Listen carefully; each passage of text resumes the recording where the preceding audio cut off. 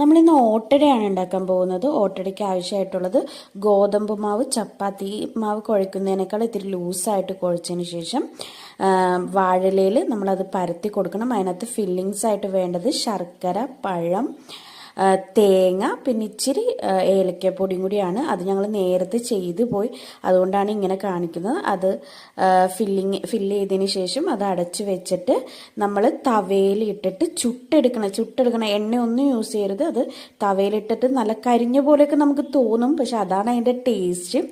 അതിൻ്റെ ഉള്ളിലെ ശർക്കരയൊക്കെ മെൽറ്റാവും. നമുക്കത് നല്ല ടേസ്റ്റാണ്.